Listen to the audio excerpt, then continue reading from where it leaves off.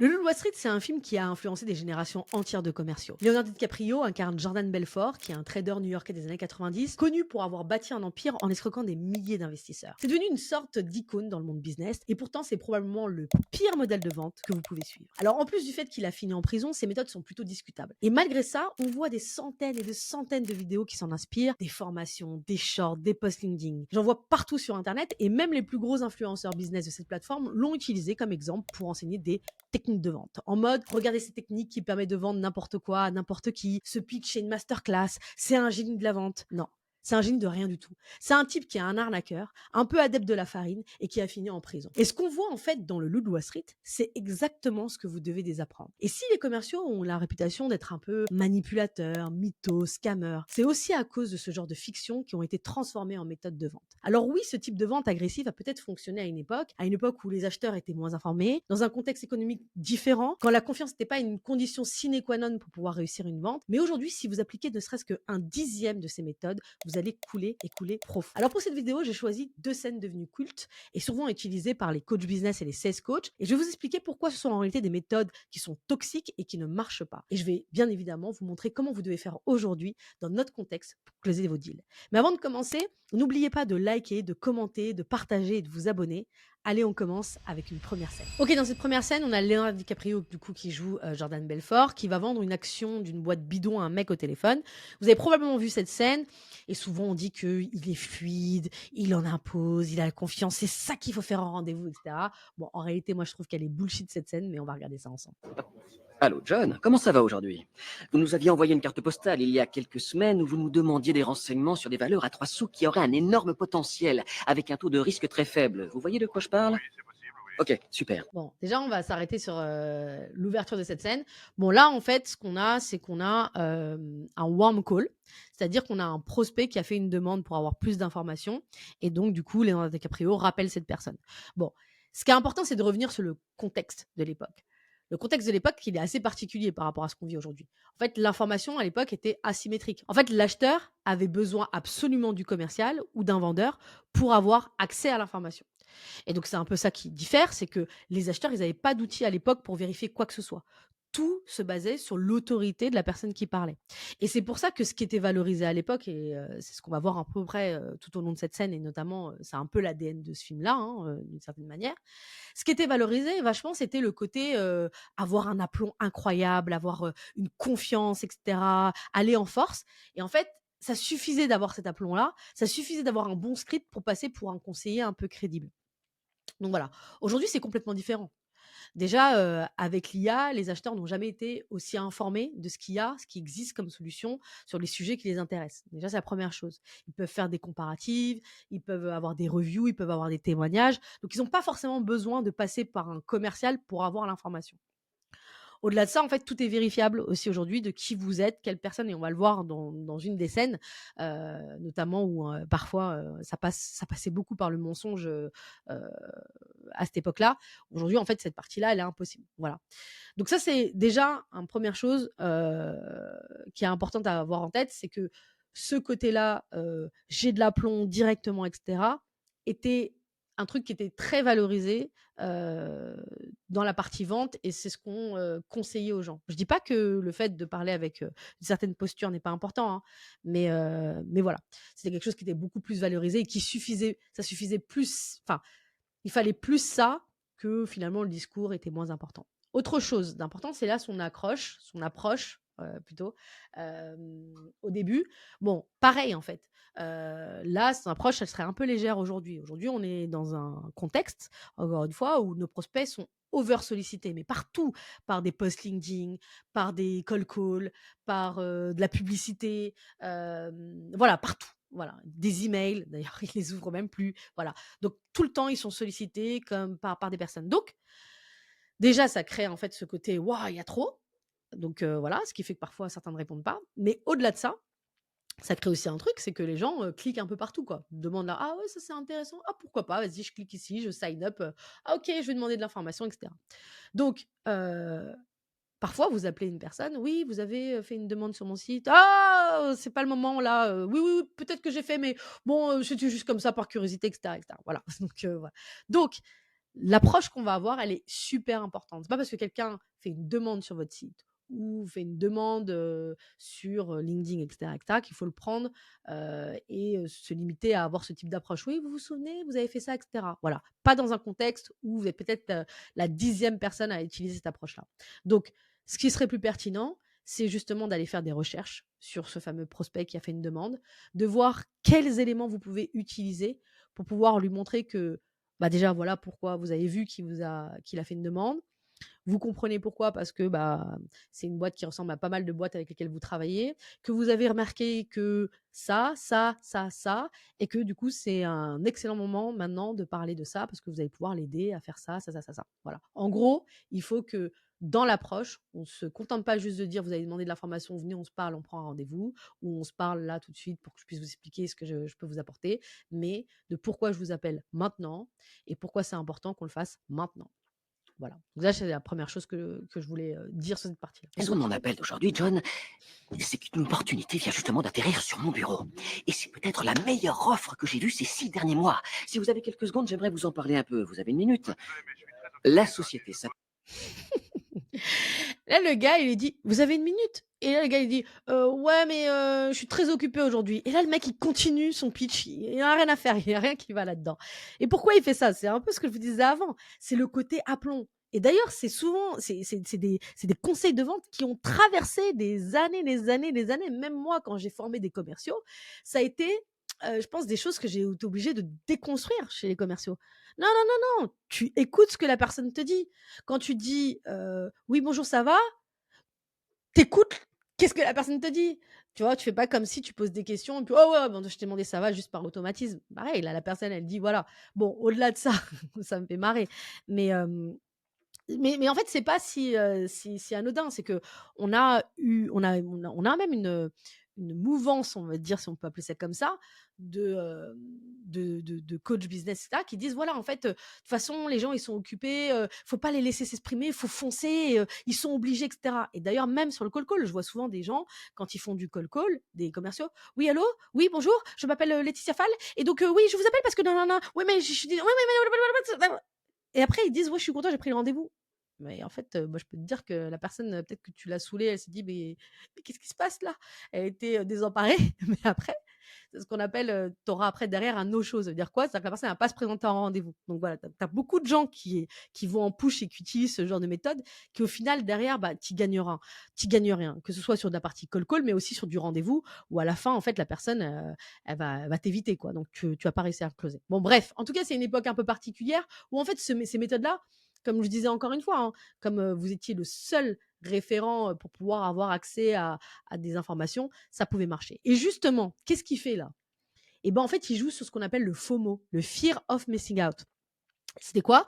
C'était la peur de rater une occasion, une opportunité. Et encore une fois, c'est important de parler du contexte parce qu'aujourd'hui, je vais vous expliquer que le FOMO marche beaucoup moins dans le rendez-vous. C'est autre chose qui se joue. Heu, En fait, on était dans une période où il y avait peu d'opportunités, en réalité. On n'est pas dans aujourd'hui où on en a partout. Si demain j'ai besoin d'aide, on va prendre un exemple, sur, de l'Ads. Voilà, j'ai besoin qu'on m'accompagne pour faire des bonnes campagnes d'Ads. Bon, bah, j'ai je sais pas combien d'agences. Je sais pas combien d'agences. J'ouvre Instagram, je regarde ma boîte mail. Je sais pas combien de personnes qui m'ont au moins contacté une fois pour ça. Voilà. À cette époque-là, c'était pas forcément ça. Donc du coup, on avait besoin de la bonne relation, du bon réseau, des bonnes connexions pour avoir les bons filons, quoi. Et donc quand on avait quelqu'un qui nous parlait d'un truc, on tendait l'oreille, voilà. Donc le FOMO pouvait marcher. Donc voilà, on avait peur de rater un truc. Aujourd'hui, c'est complètement différent. Aujourd'hui, ce qui se joue, c'est ce qu'on appelle le FOMU, le Fear of Messing Up.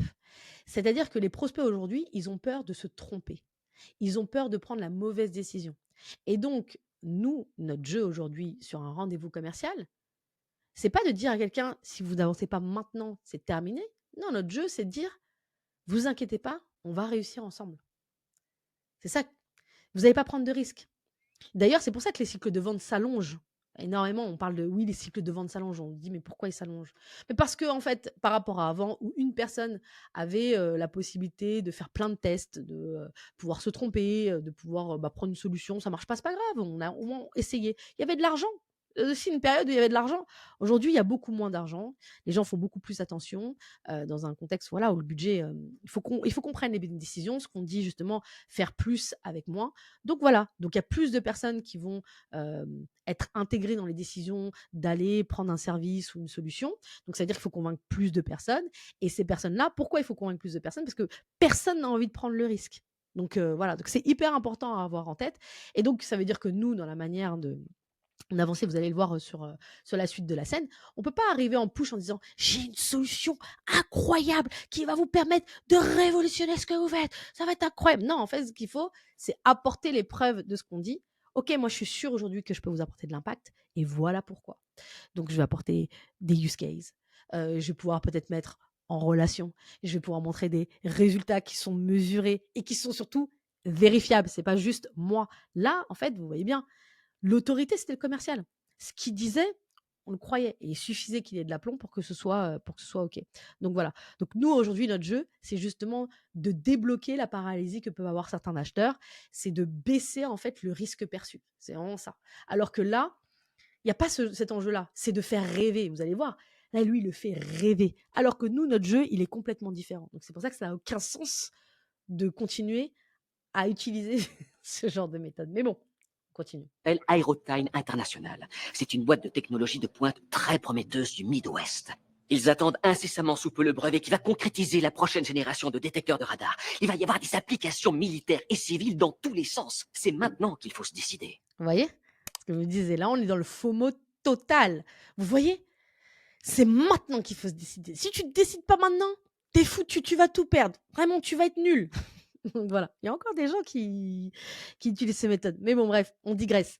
Du coup, là, en fait, on est dans le rêve, ce que je vous disais. On est dans, là, voilà, vous avez la personne, derrière qui est en mode genre: «Waouh, waouh» et attention parce que moi, ça m'arrive de dire: «Il faut projeter son client, sur, le résultat, un impact positif».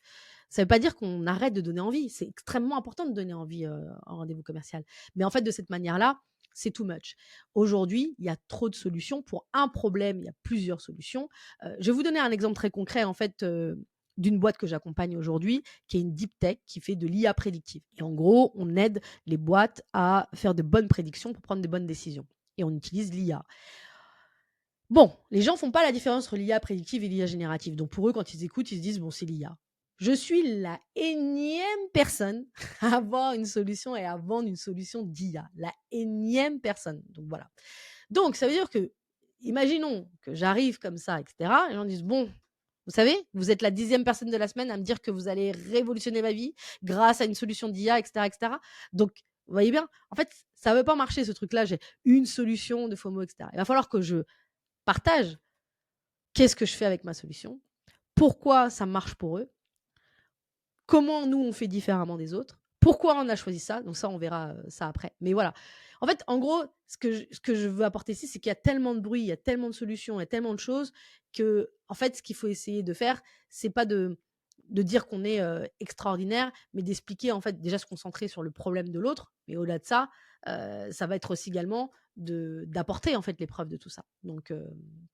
Donc voilà et aussi très important aussi également, hein, l'idée c'est quand même, vous l'avez compris, hein, de faire un peu, avant-après. Les gens de cette époque, ils avaient un call dans la semaine ou dans le mois. Aujourd'hui, il y a des gens, ils craquent. Jusqu'à qu'on a iOS, qui a mis une solution pour bloquer les call calls et maintenant quand tu appelles, tu peux, faire en sorte que, on te demande, qui tu es et pourquoi tu appelles. Donc ça, vous voyez, là notre tâche elle est encore plus difficile. Il va falloir qu'on soit impactant sur, notre approche, ce que je disais tout à l'heure. Tu peux pas te dire juste, «Ah bah, je vous appelle parce que vous avez fait une demande sur mon site».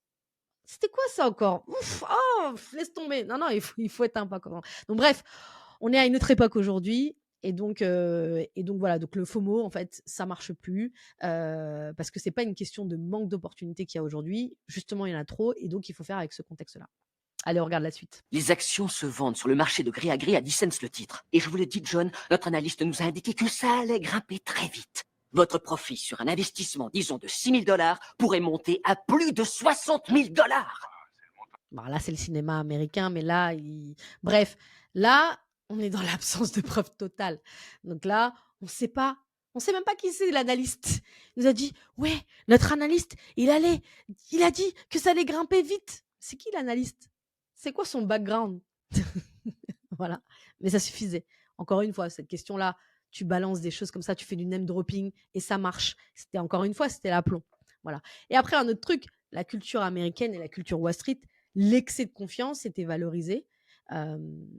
C'était vachement valorisé sur la culture de vente. C'est-à-dire que plus tu avais confiance, plus ça veut dire que tu disais la vérité. C'est très différent. Et c'est pour ça d'ailleurs, moi j'aime bien le dire, c'est pour ça que c'est important qu'en France, on crée notre propre littérature sur la vente. Parce que aujourd'hui, c'est quand même assez gênant qu'on soit obligé d'aller chercher des références américaines sur la vente. Je prépare une vidéo là-dessus sur pourquoi, mais bah, c'est parce que c'est ça les modèles qu'on a sur la partie commerciale. Mais en fait, ça peut pas marcher en France. Vous avez cet aplomb-là, vous avez quelqu'un qui vous dit mais qui c'est ça? Genre vraiment, la personne va vous dire que vous êtes un arnaqueur, quoi. Mais c'est quoi ça? C'est too much. Donc voilà. Donc ça, c'est la première chose. Et d'ailleurs, bah, au-delà de notre métier, de la réputation que peuvent avoir les commerciaux, en fait, ces modèles-là ont fait beaucoup de mal, en fait. Et il faut qu'on arrête, en fait, de copier les mauvaises choses. Il y a des très bonnes choses, d'ailleurs, aux États-Unis. Il y a des techniques de vente qui sont incroyables. Moi, je parle souvent du framework Spiced, qui est incroyable. Enfin, voilà, il y a plein de choses qui sont bien. Même sur la partie cold call, moi, j'ai suivi pas mal de commerciaux américains qui m'ont inspiré. Mais là, typiquement, c'est vraiment ce qu'il faut pas imiter. Et autre chose, c'est que la vente, c'est aussi dans un contexte culturel. Et le contexte culturel dans lequel le loup de Wall Street, Jordan Belfort, du coup, évoluait, c'était une culture où la culture de la prise de risque est valorisée. Les gens aux États-Unis, c'est pas moi qui l'ai inventé, il y a plein de preuves de ça, ont plus envie de prendre des risques, sont plus enclins à prendre des risques que nous. Voilà, vas-y, de toute façon, enfin voilà, il faut y aller, voilà. Donc ça aussi également, ce genre d'approche de vente pouvait aussi également mieux fonctionner dans leur contexte. Et un autre truc aussi également, côté vendeur aussi, il y avait aussi également ce côté prise de risque. Vas-y, tu fais ça avec 10 personnes, il y en a bien 5 qui vont tomber dedans. Donc vas-y, de toute façon, on te prend pas la tête. Alors que nous, on va plus être en mode genre, mais parce que et c'est normal, on a un petit marché, on a ce qu'on appelle le TAM, le Total Addressable Market d'une boîte française, il est plus petit que le total addressable market d'une boîte aux États-Unis. Il y a 350 millions aux États-Unis. Vous vous loupez avec 10 boîtes, c'est pas grave, hein, vous en retrouvez. En France, vous pouvez vraiment écorcher votre réputation. Donc voilà. Donc bref, en tout cas, là, vous l'avez compris, hein, le coup de l'analyste qui est sorti là comme ça du chapeau, c'est pas suffisant pour réduire l'incertitude. Et c'est ça en vrai, vraiment, je vais le répéter souvent, mais c'est ça qui joue aujourd'hui, c'est qu'il faut réduire l'incertitude de son prospect pour qu'il puisse avoir envie. Et surtout, et là, du coup, je fais une petite digression sur la partie B2B.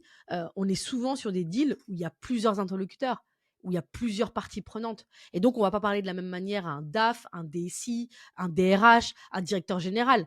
On va pas arriver avec les mêmes arguments. Donc voilà. Et donc, c'est là où il y a une notion que j'aime beaucoup et qui est pas française, hein, mais la notion de jobs to be done. Donc, en fait, quels sont euh, euh, le job que doit faire en fait notre interlocuteur, qu'est-ce qu'il doit réussir à faire d'un point de vue à la fois professionnel, hein, dans son métier, mais aussi personnellement. Et on va se baser là-dessus pour pouvoir parler et donner envie à la personne d'y aller.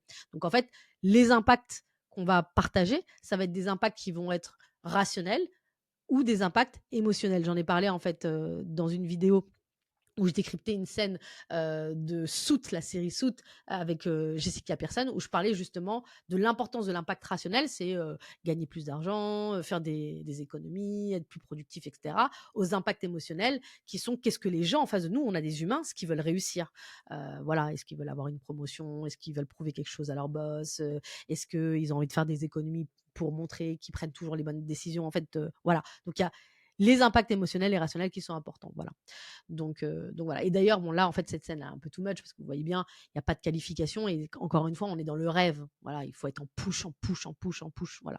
Donc peu importe, en fait, effectivement, la méthode de vente qu'on utilise, mais quand on fait du call comme ça, il faut un minimum de qualification parce que là, en fait, bon, présente une solution comme ça, on ne sait pas si ça répond, aux enjeux ou pas de son interlocuteur. Donc les méthodes de vente, il y en a plusieurs, hein. Je vous ai parlé de Spice, il y a Medic, il y a Bant et cetera. Moi-même, j'ai ma propre méthode que je fais évoluer au fur et à mesure justement des contextes et voilà. Donc là, l'idée, c'est qu'il sait même pas, il partage quelque chose, il sait même pas ce que la personne en face veut comme, attend, veut comme ROI et cetera et cetera. Il push son truc et puis, bah, on va voir si ça marche, on va voir si ça fait des étincelles. Vu que j'ai un excès de confiance, a priori, ça va marcher. Exactement, vous pourriez rembourser votre crédit. Voilà, le gars, bon, comme il lui a donné un chiffre, passé de 6 000 à 60 000 et là, le gars, il a dit: «Ah oui, je pourrais, rembourser mon crédit». Exactement, vous pourrez rembourser votre crédit. Franchement, si vendre, c'était comme ça, vraiment, on serait tous des excellents commerciaux, hein. Ce que je peux vous promettre, c'est que même sur ce marché, je ne demande jamais à mes clients de me juger sur mes gains. Je leur demande de me juger sur mes pertes parce que j'en ai très peu. Ça, alors là, vous voyez?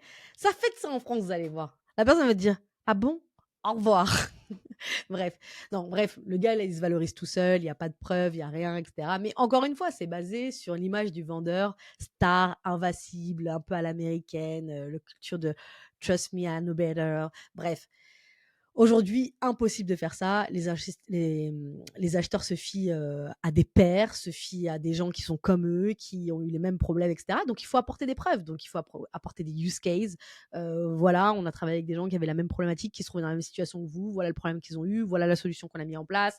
Même parfois, voilà les problèmes qu'on a eu quand on a mis en place la solution et voilà comment on a résolu la solution, enfin le comment on a résolu, pardon, le problème et voilà les résultats qu'on a atteints et cetera. Voilà, moi, il y a même des fois où j'ai été obligée de, mettre en relation, parce que je sentais autrement que ça allait bloquer mon deal, mettre en relation, des prospects avec des clients à moi, parce que je savais que ça allait être vraiment ça qui allait faire en sorte qu'on allait, dépasser justement cette indécision et accélérer le cycle de vente. Donc voilà et encore une fois, hein, aujourd'hui, les gens, vont se fier, à des témoignages, à des communautés d'ailleurs, c'est quelque chose qui est vachement valorisé. On dit que la vente, le nouveau playbook de vente et cetera, est beaucoup basé sur, bah, les partenaires évidemment, c'est pas nouveau, mais aussi également sur des communautés, en fait. Donc voilà, c'est bien que les gens ont besoin de trust et c'est pas parce que tu te dis que toi, non mais vraiment, tu as, jamais de problème, que tes clients sont toujours contents et cetera, que les gens vont te croire et cetera et puis voilà et puis encore une fois, hein, dans un contexte francophone. C'est pour ça que ça m'étonne toujours en fait que ça a été un modèle pendant trop longtemps, que je sais qu'il y a des formateurs qui diffusent cette vidéo en disant: «Regardez comment il est, il faut que vous preniez un peu de ce gars-là», mais à quel moment ça marche? Surtout sur certains segments, c'est déjà perdu d'avance, quoi. Donc voilà. Et dans le cas d'Aerotime, on se base sur des facteurs techniques à la pointe. Vous voyez, là, vous avez tous les gens qui regardent. C'est un peu ce côté, voilà, comme je disais, vendeur star, culture un peu, moi, je trouve toxique de certains du milieu de la vente, hein, je le dis comme ça. Waouh, mais voilà, qu'est-ce qu'ils racontent, et cetera. Là, on peut pas se dire qu'en fait, les mecs, ils sont émerveillés par ce qu'ils racontent comme, ces mots, le fond, et cetera. Il défend rien, il donne pas d'opinion, il partage pas de use case. Non, là, en fait, c'est juste, en fait, sur la manière, sur son aplomb, quoi, tout simplement, voilà. Gagnant à coup sûr. Et vous voyez, en fait, là aussi également un truc que je voulais ajouter, c'est qu'aujourd'hui, nous, la difficulté qu'on peut avoir, mais là, c'est évidemment, c'est une vente, c'est spécifique, on est sur du B2C en fait, en réalité. Mais quand on est dans un contexte B2B, on a souvent plusieurs interlocuteurs, comme je disais, les gens ne veulent plus prendre de décision seuls. Ce que je disais à un moment donné, par exemple, dans un podcast, c'est que à mon époque, vous allez penser que je suis vieille, mais j'ai un petit âge. Mais du coup, à mon époque, quand j'ai commencé la vente, on va dire qu'un panier à 10, 15, 20 K, c'était un petit panier. Voilà, il y avait pas, on disait pas que c'était de la vente complexe. Aujourd'hui, on dit que c'est de la vente complexe. La vente complexe, c'est quand tu commençais à avoir, des deals à 100 K quoi. Donc voilà, 100 000 €.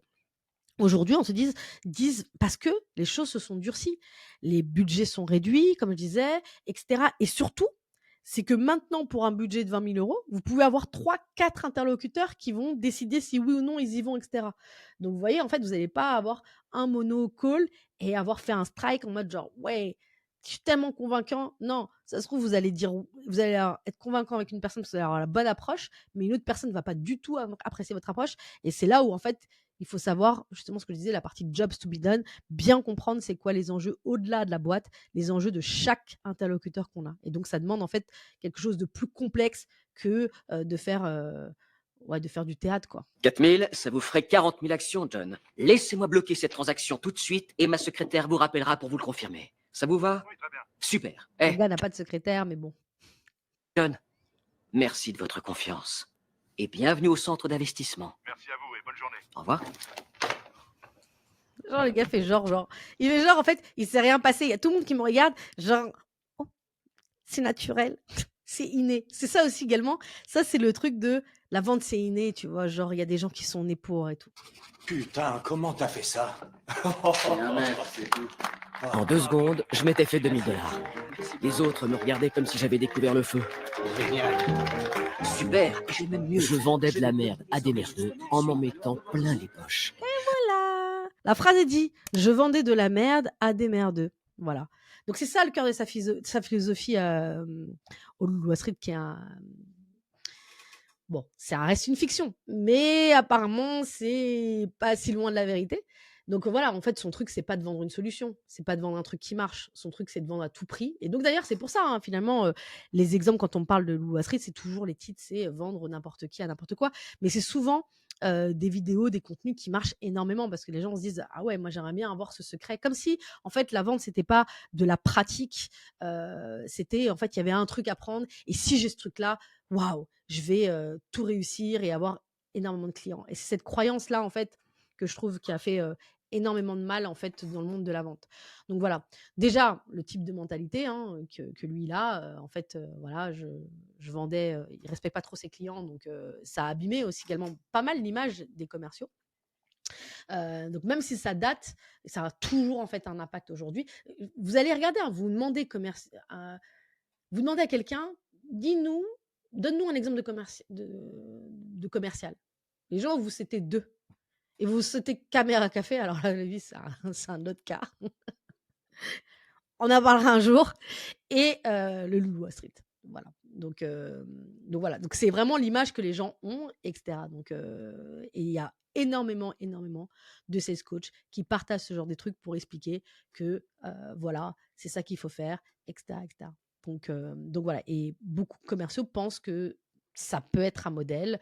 Voilà. Donc, moi, ce que j'avais envie de partager aussi également en partageant cette. Évidemment, hein, partager ces scènes, c'est toujours pour moi un prétexte. C'est que la vente, déjà, c'est une conversation d'égal à égal avec une personne. On respecte la personne qu'on a en face. On a tout simplement une conversation. Alors là, on a tout sauf une conversation. Là, lui, c'est un monologue. Mais 60 000 personnes qui s'excitent tout seul comme ça. Essayez de faire comme ça, vous allez voir. Non, non, c'est une conversation. C'est pas un interrogatoire. Il y a souvent d'autres personnes qui tombent trop dans l'inverse à interroger jusqu'à le gars, il est en face, il dit mais quand ça se finit quoi. J'ai pas pris rendez-vous pour répondre à des questions quoi. Qu'est-ce que tu me proposes? Donc il y a cet inverse là. Et puis il y a de l'autre côté le côté monologue, etc. Donc déjà c'est une conversation et on essaie d'avoir dans cette conversation un respect de l'autre, une compréhension de c'est quoi ses difficultés, c'est quoi ses freins. On essaie de comprendre où il a envie d'aller. Moi, j'aime bien dire qu'un rendez-vous commercial, ça se résume de cette manière-là, hein, où il en est, où il a envie d'aller et qu'est-ce qui l'empêche d'arriver là où il veut aller. Voilà, évidemment, dedans, il y a plein de questions, il y a plein de choses, il y a plein de choses qu'on apporte. Aussi également, pour moi, c'est important aussi également de dire on parle avec des humains. Donc, les humains en face, évidemment, ils ont un job à faire et ils veulent résoudre un problème. Mais il y a aussi également, il n'y a pas forcément que des problèmes rationnels. Il y a aussi des choses qu'ils ont envie de réussir, eux, d'un point de vue personnel. Donc, ça aussi également, c'est hyper important. Il faut rentrer aussi également dans le détail de voir quels sont les obstacles, etc. Surtout aujourd'hui, où, comme je disais, il y a plusieurs interlocuteurs. Et donc, parfois, vous pouvez vendre à quelqu'un une solution et la personne se dit ça m'intéresse, mais ça peut être en contradiction avec un autre collègue à lui qui, lui, n'a pas du tout intérêt que la solution soit mise en place. Donc, ça veut dire que ça demande vraiment d'être assez fin et donc ça demande d'être stratège, ça demande de vraiment avoir un niveau de compréhension assez élevé. Donc voilà. Autre chose que je voulais dire aussi, c'est que là, en fait, on est sur de la vente, ça vend pas mal le truc de la vente one shot. Je vous donne un chiffre, comme ça vous l'avez en tête et ça va peut-être vous marquer. En tout cas, moi, il m'a beaucoup marqué. C'est que 70% des gens avec qui vous allez avoir un rendez-vous ne vont pas vous acheter. Voilà. C'est un chiffre. Voilà. Donc, ce qui va jouer aujourd'hui dans la vente, c'est pas j'ai quelqu'un en rendez-vous, il m'achète tout de suite. Non. Les 30% qui vont vous acheter, c'est probablement les gens qui étaient déjà prêts à vous acheter. Par contre, la croissance d'une boîte, ça ne joue pas sur ces 30, ça se joue sur ces 70. Des gens que vous allez devoir challenger, vous allez devoir, hem, leur parler, les nourrir, parfois les éduquer, ça dépend du marché, sur lequel vous êtes, pour les pousser à prendre la bonne décision, pour transformer quelque chose, pour changer une habitude qu'ils ont, et cetera, et cetera. Donc ça veut dire qu'il faut quand même avoir une belle relation avec les personnes. C'est des gens, en fait, qu'il faut qu'ils acceptent après un rendez-vous. Est-ce que vous êtes OK pour que je puisse vous partager des choses tout au long de l'année, pour vous montrer comment on a fait avec X, Y, Z, pour rester top of mind au moment où, en fait, ces personnes, ce qu'on dit, top of mind, aux États-Unis, c'est, rester dans leur tête au moment où ils seront prêts à acheter. Peut-être qu'ils sont pas prêts maintenant, peut-être qu'il y a un blocage, ça peut être du budget, ça peut être des désaccords en interne, ça peut être plein, plein de choses, c'est pas encore la priorité et donc du coup, c'est-à-dire que c'est pour ça qu'il faut en fait avoir, une bonne approche, et surtout une approche qui est basée sur la confiance. Allez, du coup, on va voir la deuxième scène. La deuxième scène, c'est quelque chose, hein. C'est quelque chose, vous êtes pas prêts. OK, du coup, dans la deuxième scène, on a Leonardo DiCaprio qui coach son équipe de vente, de vendeurs et du coup, vous allez voir, pour moi, c'est pas une leçon de vente, c'est une leçon d'escroquerie. Mais bon, j'en dis pas plus. Vous allez comprendre vite pourquoi. Si vous n'avez pas déjà vu le film, ceux qui ont déjà vu, vous allez voir, comment je décrypte la chose.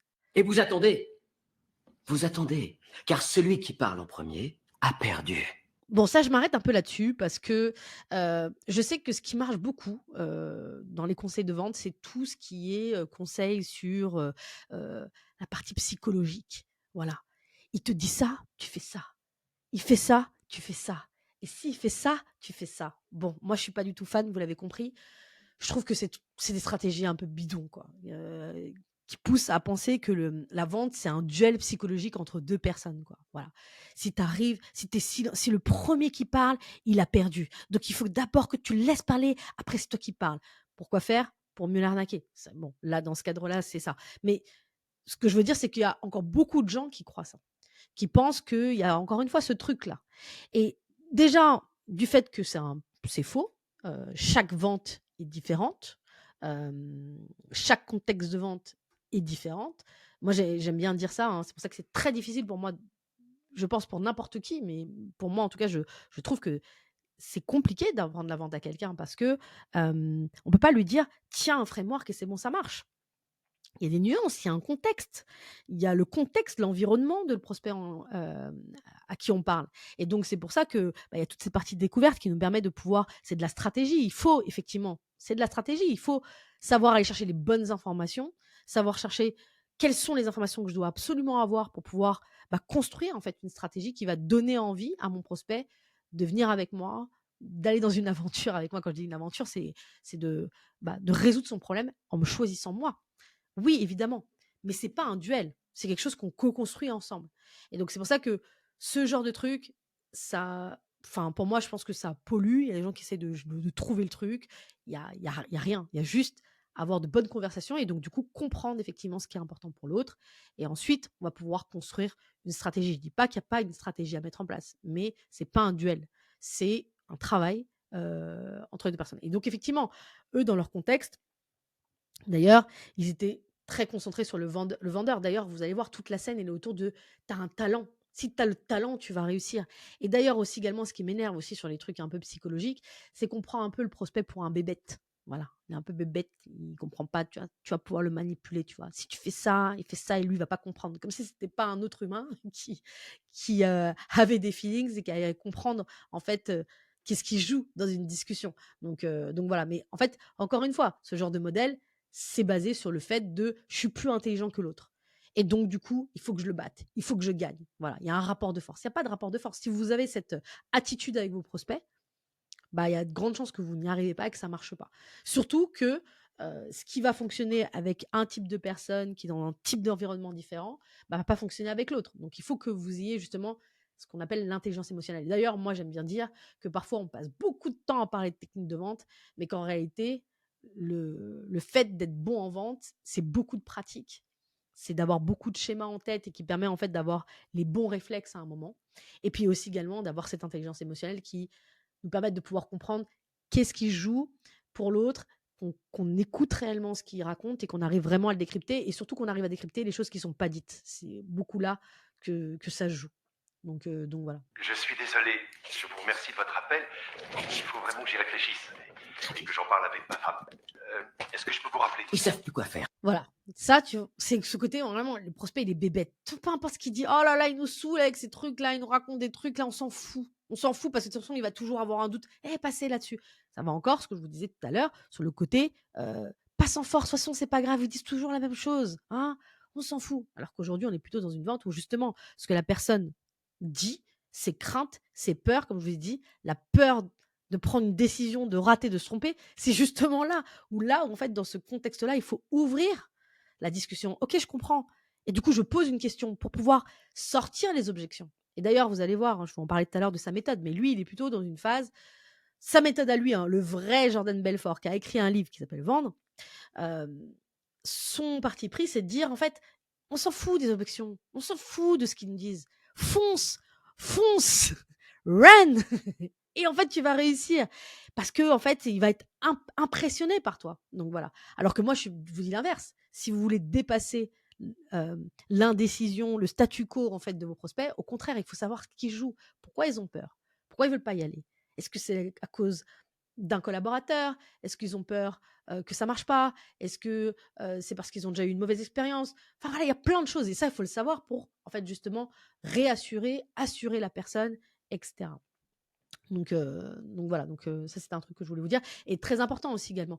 Non, on va Faut continuer. qu'ils y pensent, faut qu'ils en parlent à leur femme ou à la petite souris. À ce moment-là, on s'en fout de ce qu'ils disent. Le seul truc qui les retient, Vous voyez? On s'en fout de ce qu'ils disent. Toujours ce côté, ils sont bêtes, on s'en fout. Mais vous imaginez que ça, en fait, c'est pour ça que je prends le temps de faire cette vidéo. Vous imaginez que ça a formé des générations et des générations entières de commerciaux qui pensent qu'en fait, on doit s'en foutre de ce que disent les prospects. Donc aujourd'hui, évidemment, les gens peuvent pas le dire. Mais ça, c'est encore dans des formations. c'est qu'ils n'ont pas confiance en vous, les gars. Et pourquoi ils auraient confiance? Regardez-vous, une bande de pauvres vendeurs véreux, pas vrai? Alors, Ça les fait rire, en fait. Bon, je suis trop dans le film. Il m'énerve. Il m'énerve. Bref, bon, déjà, le fait de dire aujourd'hui et pourquoi ils auraient confiance en vous. Bah déjà, en fait, pour moi, oui.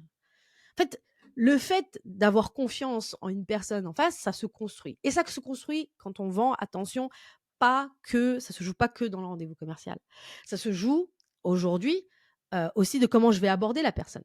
Ça se joue déjà au niveau de la prospection. C'est pour ça que tout à l'heure, je rigolais sur le fait que les personnes qui veulent prospecter parfois au cold call et qui sont un peu forceurs sur la partie rendez-vous, c'est un problème parce que c'est une approche qui est pas smart, qui marque pas les esprits et qui, en fait, on est encore dans le piège, quoi. Voilà, il y a plein de gens, plein de prospects qui osent pas dire non et qui vont accepter et qui vont se retrouver dans un call encore de 30 minutes et qui vont subir. Bon, bah, vous n'avez pas les meilleures conditions pour pouvoir closer un deal. Par contre, il y a des méthodes, des approches, que ce soit avec un lead magnet qui soit équivalent à un espèce de produit pour lequel on aurait voulu acheter parce que ça apporte grave de la valeur, mais qui est gratuit et qu'on se rend compte que la personne en face, waouh, elle me fait un super cadeau, elle me permet de résoudre quelque chose ou d'avoir accès à une information qui est hyper compliquée. Là déjà, en fait, je mets la personne en fait dans des conditions où elle a envie de m'écouter. Voilà. Déjà, même sur le call call, on peut avoir des super approches en call call. Il y a des gens qui ont des super, super approches en call call, qui arrivent rapidement à donner soit le use case, soit l'information, soit arrivent à trouver une information qui soit au-delà de vous avez fait une levée de fonds, vous êtes en train de recruter des choses un peu plus pertinents, en tout cas, pour le prospect, et qui lui dit: «Ah ouais, ouais, c'est vrai, je comprends, ouais, vous avez trouvé cette information-là, déjà, vous avez fait votre taf. Vous ne parlez pas à moi comme vous parlez à des milliers de personnes. Donc voilà, vous vouliez vraiment me parler à moi. Puis deuxièmement, en fait, ce que vous avez trouvé, ce que vous êtes en train de me raconter et pourquoi on doit bosser ensemble, ouais, ça m'intéresse, vous avez compris mon problème. Voilà. Donc ça déjà, ça facilite les choses. Et au-delà de ça, moi, je pars toujours du principe que la personne en face ne va pas avoir confiance en moi. Enfin, pourquoi? Elle ne me connaît pas, elle ne sait pas qui je suis. Donc quand on se met dans cette posture-là, on fait l'effort d'envoyer l'artillerie lourde, j'ai envie de dire. Ça veut dire dans sa capacité à préparer son rendez-vous. Donc, ça veut dire quelles sont les informations que je vais aller chercher mon prospect pour lui montrer que non, non, je ne suis pas là pour voir une énième personne, je suis là pour parler à toi. J'ai envie de savoir qui tu es. Puis j'ai envie d'avoir une discussion. Les questions que je te pose, c'est pas juste mon framework que je dépile. OK. MEDDIC. Médic. C'est pas ça. Je te pose des questions en fonction de ce que moi, je pense qu'il est important que je sache pour savoir si oui ou non je peux t'aider. Et de quelle manière je peux t'aider. Quels vont être les obstacles. Qu'est-ce qu'on peut faire ensemble. Voilà. Donc, c'est la première chose. Donc, et ça, en fait, ça se sent dès le départ. Et donc, déjà, la découverte, en fait, ça peut déjà être un bon moyen d'avoir la confiance de la personne. Ensuite, il y a aussi également la solidité des choses, des use cases que je vais apporter, ma maturité. Je parle beaucoup de ça. Moi, c'est vraiment un truc que je dis. Il faut qu'aujourd'hui, en tant que vendeur, vous ayez des opinions fortes en fait sur ce que vous faites, sur ce que vous vendez, que vous incarnez. Ok, aujourd'hui, c'est pas en fait impressionné comme lui il fait, en mode genre ouais, je peux vous assurer que vous allez avoir ça, ça, ça. Non. Pourquoi vous décidez de résoudre ce problème comme ça? Pourquoi? Oui, vous voyez que tout le monde fait comme ça, mais vous n'êtes pas d'accord. Pourquoi? Parce que ça pose tel problème. Voilà les fausses solutions que les gens mettent en place et voilà les conséquences qu'il y a. Et parce qu'il y a ces conséquences-là, les gens ne résoudent pas ces problèmes-là. Et nous, on a décidé de faire comme ça. Et voilà les résultats qu'on a. Et je peux vous assurer que si vous faites ça, ça, ça, ça. Je comprends que vous ne voulez pas le faire parce que non, non, on challenge la personne, mais pour son bien. Et là aussi également, on crée la confiance. Après, il y a tous les à côté, hein. On a un beau site internet, on a un beau produit, etc., etc. Évidemment, ça joue pour avoir la confiance. Donc voilà, ça se construit. C'est pas, on se dit que, de toute façon, ils ont pas confiance en nous. On s'en fout. On s'en fout de ce qu'ils nous racontent, ils ont pas confiance en nous. Donc, bah, perdu pour perdu, c'est un peu ça qu'il dit, quoi. Ouais, faut continuer. Vous dites quoi? Mais si j'avais voulu vous faire prendre de l'Union Carbide à 7 $ et qu'elle monte à 32, Du Texas Instruments à 11 $ et qu'il monte à 47 $. De l'US Steel à 16 $ et qu'il monte à 41. Vous me diriez tout de suite, Chester, prenez-moi quelques milliers d'actions Disney, là maintenant, et que ça saute mon garçon. C'est pas ça que vous diriez, Kevin, franchement.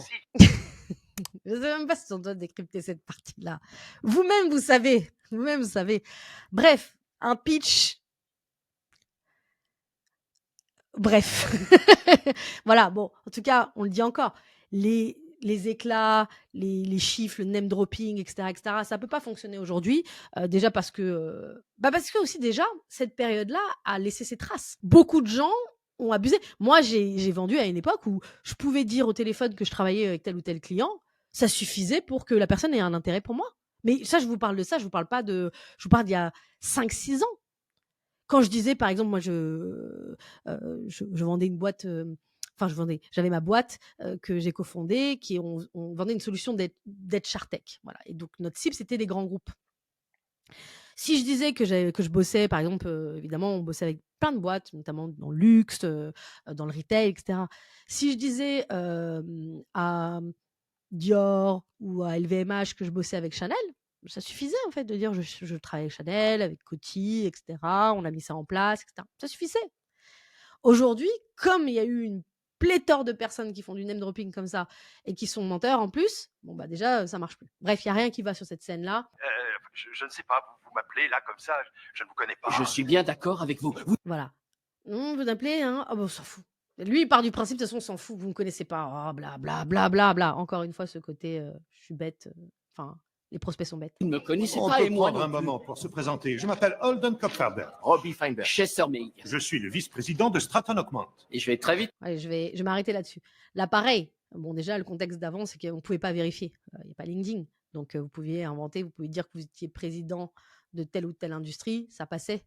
Les gens vous croyaient, ils ne pouvaient pas vérifier. Voilà. Donc, si vous aviez un peu d'aplomb, on allait vous croire parce que de toute façon, dans la tête des gens, un président, c'est quelqu'un qui parle et qui ne demande pas l'autorisation de parler et qui passe en force. Voilà, c'est un peu... voilà. Bon, aujourd'hui, mentir est un mauvais choix. Je sais que, je le dis pourquoi, parce que je sais qu'il y a des gens qui disent, des commerciaux, et ça nous est arrivé, moi aussi également dans le passé, de dire, ouais, vous pouvez dire que vous êtes CEO si vous voulez avoir plus d'aplomb. Bon, en vrai, c'est pas ça qui compte. Les gens, ils veulent avoir des experts de leurs problèmes. Ils veulent pas forcément avoir le président ou le directeur, etc. Ça peut même être un mauvais truc, c'est que, bon, tu as le temps de m'appeler, ça veut dire que ta boîte, elle va très bien, tu es petit, quoi, tu vois. Donc déjà, ça peut donner un ton comme ça. Mais au-delà de ça, c'est même pas ça qui est important, c'est que les gens veulent des experts au problème et s'en foutent, en fait, du titre. Ce qui n'était pas vraiment le cas à l'époque. À l'époque, voilà, la valorisation du PDG, du CEO. Bon, maintenant, aujourd'hui, comme tout le monde est CEO, de toute façon, ça vaut plus grand-chose. Me placer comme le Premier des courtiers de ma boîte l'an On prochain. n'arrive pas à ce niveau en perdant de Oui, l'argent, bien sûr, je Stanley. comprends parfaitement, je vous remercie. Voilà, encore une fois, des choses, voilà, je me valorise, je m'auto-congratule, on n'arrive pas à ce niveau-là, donc faites-moi confiance, hein, voilà, etc., etc. Bon. Vous avez l'air d'être quelqu'un de très sincère. Ça ne nous Merci rendra beaucoup. pas riches et ça ne nous rendra pas pauvres, mais ce genre de transaction va nous servir à... Prendre nos marques pour de futures opérations, Kevin. Vous êtes plus à l'aise maintenant, Scott. De cette façon, vous serez sûr que vous avez enfin trouvé un courtier à Wall Street en qui avoir confiance. Voilà, donc c'est la culture du mensonge, la culture de l'humiliation, la culture de j'ai fait un bon coup, etc. Aussi également, je le dis, on est dans une période et on est dans un contexte, encore une fois, c'est important le contexte du lieu aux États-Unis où en fait vous pouviez arnaquer 10 personnes. Bon, ça n'avait pas forcément d'impact. Nous, c'est un peu différent dans un contexte français. Mais au-delà de ça, c'est dire qu'on était aussi également à une époque où on valorisait beaucoup la chasse. Le fait d'avoir de nouveaux clients et de faire des petits coups, quoi, d'avoir la vente court-termiste. Aujourd'hui, on est quand même dans un contexte économique qui nous demande d'être rentable. Et donc, pour être rentable, il faut qu'on garde au maximum nos clients. Et donc, il faut travailler sur la confiance. Et on peut pas avoir la confiance si ça commençait par un mensonge. Et du coup, de ne pas se donner les moyens de réussir avec son client. Aujourd'hui, c'est beaucoup moins cher de réussir avec ses clients que d'aller chercher de nouveaux clients. C'est devenu extrêmement cher aujourd'hui, la prospection. Que ce soit la prospection par email, même si le call, on dit que c'est pas cher. Aujourd'hui, ça commence à être cher, hein, pour avoir notamment les numéros de téléphone. C'est du budget. Pareil sur LinkedIn, la publicité, n'en parlons pas, etc. Donc, acquérir un nouveau client, ça demande en fait beaucoup de budget, ça demande beaucoup de temps. Et donc, du coup, ça veut dire qu'il faut s'assurer que si on arrive à convaincre cette personne-là, on le garde. Donc, on ne peut pas faire des promesses qui ne marchent pas et passer à autre chose et espérer que le cash rentre. Ça ne marche plus. Et qui vous fera gagner de l'argent de toutes les manières. Ça vous semble juste? Oui. Bon, en fait, je vais passer cette scène parce que je la trouve vraiment trop problématique. Donc, vous m'excuserez, mais bon, voilà, là, si les gens ont vu le film, vous voyez, bon, il est trop content, il se montre envers les gens, regardez, je suis en train de l'arnaquer, je suis le meilleur vendeur, etc., etc. Bon, bref, voilà, on va passer. Encore une fois, on est sur la vente du rêve et voilà, ce qui pouvait fonctionner et surtout la pression, en fait, je sais pas, on est sur le FOMO, c'est quelque chose qui peut pas marcher. On est sur du théâtre. Voilà, on fait du théâtre. Imaginer une vie meilleure. Là, c'est la seule manière d'avoir de l'argent. C'est un peu ce que font beaucoup de coach business sur le make money, hein. C'est on vous montre, on vous partage une vie de rêve et vous allez du coup accepter, etc., etc. Donc là, c'est un cadre aussi très spécifique. Ils vendent des actions, donc ils vendent de l'argent tout de suite maintenant, etc. Donc voilà. Il y avait et puis aussi également, faut être honnête, à cette époque-là, il y avait très peu de process de vente. Tous les process dont on parle aujourd'hui, etc. C'est tout simplement parce que forcément, au fur et à mesure d'avoir ce genre de truc, c'est complexifié de vendre. Déjà parce qu'il y a de plus en plus de solutions, beaucoup plus de concurrence, ça j'ai déjà dit, mais aussi également parce que les gens se méfient de plus en plus, veulent prendre la bonne décision et donc ça demande en fait, c'est plus complexe de vendre et donc là ça marche pas en fait ce closing un peu, on va dire, agressif. C'est pas fou, mais du coup, je vais finir quand même par la scène qui est la scène la plus connue du Wall Street et qui est utilisée par plein de commerciaux, par plein de directeurs commerciaux, etc., etc. Même moi, dans la boîte à l'époque que j'avais cofondée, j'avais un de mes associés qui me disait ce serait pas mal qu'on leur pose cette question. Vous connaissez, vendez-moi ce stylo. Et du coup, on va prendre un petit peu de temps sur cette scène-là, juste pour qu'on la puisse voir en fait en quoi elle est réellement ridicule. Tu peux tout Ouais, vendre. tout, c'est Vends-moi ce putain de stylo que voici. Fais-moi voir comment tu vendrais ça, vas-y. Vends-moi ce stylo. Je peux finir, j'ai rien avalé aujourd'hui. Brad, fais-nous une démonstration. Vas-y, vends-moi ce stylo, regardez, vas-y. Tu veux que je te vende cette merde? Il est super bon, regardez. Ce stylo-là. Il vendrait n'importe quoi. Fais-moi plaisir. Écris-moi ton nom sur cette putain de serviette. J'ai pas de stylo. Exact. L'offre et la demande, mon pote. Vous voyez, il crée l'urgence et le besoin. Bon, cette scène-là, elle est utilisée, mais tout le temps. Enfin, déjà, en fait, il y a une croyance de il faut créer le besoin, créer l'urgence. Déjà, je le dirais pas comme ça. Mais au-delà de ça, quand vous voyez cette scène, pensez au nombre de gens qui ont besoin de choses dans la vie ou qui ont besoin de changer des choses, etc.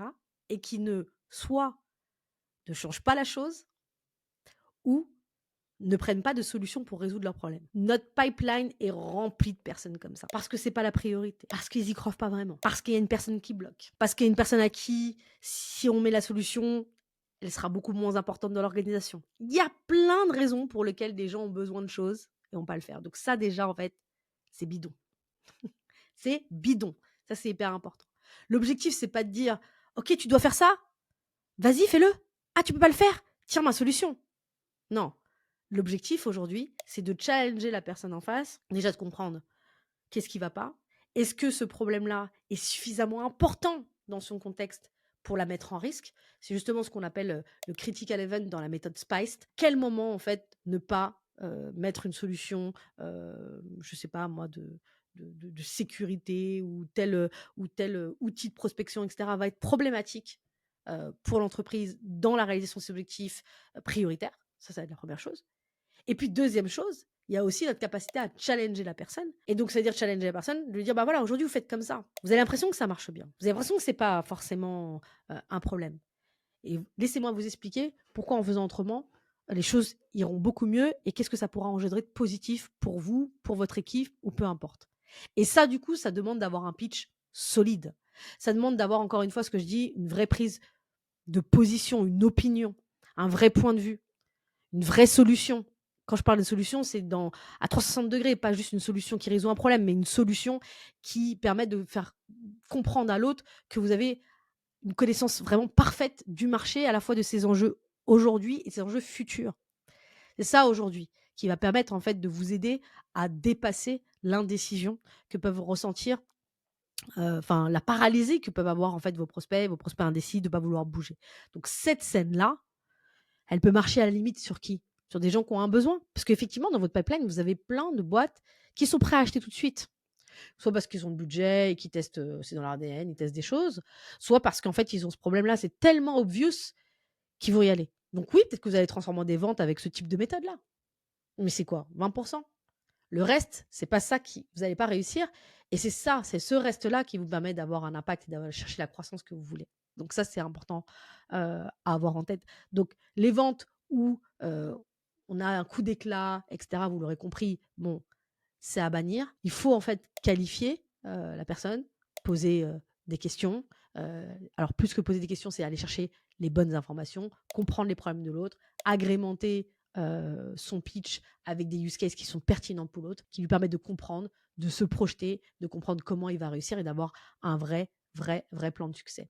Alors du coup, je me suis arrêtée là parce que pour moi, c'est important de parler de ça parce que en fait, Jordan Belfort, il n'y a pas juste un film. Ce type-là, il a créé une vraie méthode de vente. Il a fait un livre qui s'appelle Vendre. Alors du coup, les gens vont dire ouais, mais là c'est le film, le vrai Jordan Belfort.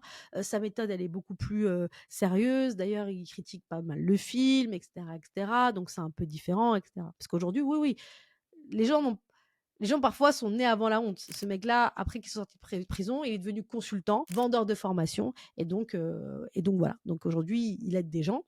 Bon, moi, au-delà du fait que son personnage, pour moi, est problématique, au-delà de ça, même son approche, en fait, de la vente, aujourd'hui, sa méthode, elle repose sur 4 idées. Un, le contrôle total. Pas étonnant par rapport à tout ce qu'on a vu. En gros, c'est garder le contrôle total de la conversation avec quelqu'un. Il faut tout ramener vers le closing. Il faut le closer absolument. Donc un peu ce truc-là, il faut pas laisser le gars réfléchir en face de vous. Aller en force, c'est la première chose. Deuxièmement, c'est ce que je disais, limiter les objections. Donc lui, en fait, c'est en gros, il faut limiter un maximum des objections, sinon vous êtes mort. Donc on s'en fout en fait de leur objection, parce que comme il l'a dit très bien dans la scène, en tout cas celui qui joue celui qui joue son rôle, c'est en fait, de toute façon, ils vous font pas confiance, on s'en fout, quoi. Donc peu importe ce qu'ils disent, enfin voilà. Donc voilà. Donc lui, pour lui, c'est réduire au maximum. Ensuite, sa troisième idée, c'est l'urgence à tout prix. C'est toujours jouer sur le FOMO, c'est créer l'urgence. Attention, si tu n'avances pas maintenant, tu vas arrêter quelque chose d'incroyable et c'est trop tard pour toi et tu vas le regretter toute ta vie. Donc voilà. Et enfin, sa quatrième idée dans son approche, c'est d'imposer un rythme. Vous voyez là, en fait, on est dans le rythme, on laisse plus la personne respirer, etc. On est là, on n'est pas là pour discuter, on n'est pas là pour converser, on est là pour dire bon, c'est bon, on y va. C'est bon, j'ai compris que tu avais un problème, on y va. Donc ça, c'est sa méthode, etc. Bon, moi, vous l'avez compris, pendant tout le truc, je rejette complètement cette vision-là. Notamment parce que, en fait, je trouve que même à toute époque, elle est problématique, mais encore plus aujourd'hui, elle est inefficace. Moi, justement, ma vision de la vente, c'est justement qu'il faut avoir de la conversation, il faut savoir avoir de belles conversations avec des personnes différentes, qui pensent différemment que vous, qui ont des cultures parfois différentes, qui ont un point de vue différent sur les choses. Et c'est ça, en fait, aujourd'hui qu'il faut, pour moi, un bon vendeur, etc., c'est quelqu'un qui sait faire ça. Et donc, il faut savoir faire ça, il faut savoir... et c'est en ayant ces conversations avec plusieurs personnes que on muscle nos jeux et du coup, on commence à avoir beaucoup plus confiance en notre karaté et notamment, on arrive ensuite à challenger intelligemment et à créer du coup, en challengeant, l'envie chez l'autre. Putain, en gros, «Ah ouais, c'est smart qu'elle dit. Eh ben, je vais tendre un peu plus l'oreille. J'étais pas convaincue par ça». Moi, ça m'est déjà arrivé dans des rendez-vous où des gens me disent, «J'y crois pas à ce truc-là». «Ah bon, pourquoi?» «Bah, parce que comme ça». «Vous faites quoi?» Dire: «Mais non, mais je vous jure que si vous testez la prospection avec la vidéo, vous allez tout». Ah OK, le mec il va vous dire d'accord, voilà. Donc déjà voilà, donc moi justement, c'est les discussions qui sont importantes. Ensuite, les objections pour moi, c'est un cadeau les objections. Les objections, c'est un cadeau. Donc éviter les objections, c'est la plus grosse erreur que vous pouvez faire. Il y a des objections qui sont dites et c'est très bien. On va pouvoir les lever. On va pouvoir lever. OK, une objection, c'est pas un problème, c'est une inquiétude. Ça coupe pas la vente. C'est pas un refus. C'est OK, je suis pas convaincu par ça parce que ça. OK. Donc là, notre jeu, c'est de dire OK, je la prends. Je fais une pause. J'essaie de comprendre. J'essaie de reformuler déjà pour voir effectivement ce que j'ai bien compris de votre objection. Et surtout, ce que je vais essayer de faire, c'est soit de reposer une question pour m'assurer que l'objection qui est dite, c'est vraiment le vrai problème. Imaginons que c'est une question de budget. Est-ce que c'est vraiment le budget le problème ou est-ce que c'est autre chose? Et je vais réouvrir la conversation pour comprendre si je réponds maintenant. Si en fait c'est une erreur de répondre maintenant, il faut peut-être un autre rendez-vous ou il faut que j'apporte d'autres preuves. Et donc, ce n'est pas des preuves que je peux apporter maintenant. Peut-être que le cycle de vente, il faut que je l'allonge pour pouvoir ajouter d'autres interlocuteurs, pour pouvoir donner plus de force et convaincre. Voilà, en fait, en gros, une objection, ça permet en fait de justement de lever toutes les inquiétudes qu'il peut avoir. Et donc, dire on s'en fout, on fonce, il nous faut le moins possible. Non, justement, parce qu'il y a aussi des objections qui ne sont pas dites. Moi, ça m'arrive dans des rendez-vous où je sens que la personne autour de moi, en face de moi, pardon, elle n'est pas convaincue. Elle n'y croit pas du tout. J'ai pu sortir mes use cases. J'ai pu avoir un super point de vue. Elle est toujours dubitative. Pourquoi? Peut-être pas parce que je suis pas bonne. Peut-être parce qu'il y a eu une mauvaise expérience. Peut-être parce qu'il y a quelqu'un qui lui a dit que ça marchait pas. Peut-être qu'il y a un truc que j'ai fait qui était pas bon. Et donc, du coup, j'ai besoin de savoir. Et donc, je peux aussi poser la question de manière but en blanc. OK, au fil de la discussion, je sais pas pourquoi, j'ai l'impression que le sentiment que vous n'êtes pas complètement convaincu. Et la personne, généralement, elle dit non, c'est pas ça, mais c'est juste que je me demande comment vous réussissez à faire ça. Et là, en fait, j'ai rouvert la discussion et on s'arrête pas là-dessus. On s'arrête pas sur un malaise ou un truc où la personne, bah, en fait, on se rend compte qu'on l'a pas convaincu, mais on y va quand même. On se dit, ça va bien marcher. Si j'envoie une présentation, si j'envoie un prix, bah oui, ça va passer. Non, ça, c'est que vous faites confiance à la chance. La vente, c'est pas de la chance. Donc, en fait, c'est important de poser les vraies questions aux gens et de les faire émerger, les objections, d'aller les chercher. Et donc, il y a plein de questions qui permettent d'aller les chercher pour qu'à la fin, on puisse mettre une note à son rendez-vous. Est-ce que je pense que cette personne, je vais pouvoir la closer ou pas? C'est quoi mon pourcentage? Peut-être que le pourcentage est très haut, peut-être que le pourcentage est bas, mais ça veut pas dire qu'il est bas, que c'est terminé. Peut-être qu'il faut nourrir la relation, la discussion, pour que la personne soit convaincue. Une autre chose pour moi qui est importante, c'est que aussi également, quand on va chercher des objections, on peut voir le niveau d'engagement de la personne. Vous voyez, là, on est en push. Bon, ok, la personne, elle dit ah ouais, c'est incroyable, etc. Mais en fait, dans la vraie vie, dans un vrai rendez-vous, est-ce que la personne est vraiment engagée? Ou est-ce que je vais devoir la relancer? Ou peut-être que je vais avoir un ghosting parce que la personne, elle m'a écouté, ok, mais elle n'est pas convaincue. Donc c'est important. Et l'engagement se décèle aussi également dans sa capacité de savoir est-ce qu'il y a beaucoup d'objections ou au contraire non. Voilà. C'est une priorité, j'ai envie que ce soit mon priorité, etc., etc. Pour moi, déjà, il y a pas mal de choses, effectivement, dans la méthode de Jordan, déjà, qui sont problématiques. Imposer le rythme. Je dis pas qu'il faut pas imposer le rythme. Il y a beaucoup trop de rendez-vous qui sont ennuyeux. C'est bien, en fait, d'avoir du rythme, de garder le lead, d'avoir l'énergie, etc. Après, chacun aussi sa personnalité. Il y a des gens qui sont plus introvertis et qui réussissent très bien parce qu'ils ont une capacité, une intelligence émotionnelle, une capacité à comprendre en fait les enjeux de l'autre, une capacité à déceler ce qui peut fonctionner, ce qui peut pas fonctionner, tout simplement, ils ont une capacité à gagner la confiance de l'autre. Donc voilà, donc il n'y a pas aussi un autre modèle. Ça, c'est souvent le modèle qu'on nous a vendu. Il faut être comme ça pour réussir en vente. Pas du tout. Donc voilà. Nous, notre compétence aujourd'hui qu'on doit avoir en commercial, c'est justement de voir émerger les freins et de ne pas les mettre de côté. C'est de traiter intelligemment ces freins-là pour pouvoir rassurer et pouvoir gagner un deal. Et c'est surtout pas d'avoir un duel avec ses prospects, etc. Notre métier, aujourd'hui, est devenu difficile. Et donc, C'est pour ça que parfois ça m'ennuie de voir qu'on a encore une réputation de vendeur de tapis, alors qu'en fait, on a un métier qui est extrêmement stratégique. Notre job, c'est de mettre en place des stratégies pour convaincre des gens qu'il faut qu'ils y aillent avec nous, même dans ce contexte difficile, de pouvoir peut-être investir une grosse partie de leur budget dans quelque chose qui est prioritaire pour eux, mais sur lequel il peut y avoir du risque. Et donc ça, c'est extrêmement difficile. Et c'est pour ça qu'on dit qu'aujourd'hui, on peut l'entendre que c'est compliqué de trouver des bons commerciaux, etc., etc. C'est pas ça, c'est que en fait, il y a eu beaucoup de gens qui ont été nourris par des méthodes pourries comme celle-ci et qui sont focus que dans le push, dans le fait de faire des démos et puis de les enchaîner, d'avoir d'incarner rien du tout. Et donc forcément, ça donne pas des super résultats. Vendre aujourd'hui, c'est devenu exigeant. Et du coup, c'est très difficile effectivement d'avoir cette compétence. D'ailleurs, Jordan Belfort, une de ses croyances, en fait, des trucs plutôt des choses qu'il a traversées, c'est de dire, voilà, il y a qu'une seule méthode. Et donc, c'est pour ça, d'ailleurs, dans le film, on pouvait prendre n'importe quel zozo, désolé, mais voilà, vous lui mettez le bon script, vous lui mettez la bonne attitude, et puis voilà, en 2 semaines, il allait devenir millionnaire. Bon, c'est peut-être arrivé, mais en fait, c'est pas des vendeurs. C'est des escrocs. Donc c'est tout, j'ai fait un peu le tour, j'avais envie de partager ça parce que en fait, c'est un modèle que j'espère va disparaître en fait du monde de la vente. J'ai encore d'autres scènes de films, de séries que je vais analyser, donc n'hésitez pas à vous abonner pour pouvoir ne pas les louper. Dites-moi en commentaire ce que vous en pensez aussi également. Ça se trouve, vous pouvez ne pas être d'accord avec moi. Est-ce que vous avez vu le film? Est-ce que le personnage vous a inspiré ou pas du tout, au contraire, et pourquoi? Qu'est-ce qui est le plus important pour vous, selon vous, dans la vente aujourd'hui? Donc voilà. En tout cas, je vous dis à bientôt. N'hésitez pas à liker, commenter, partager et vous abonner.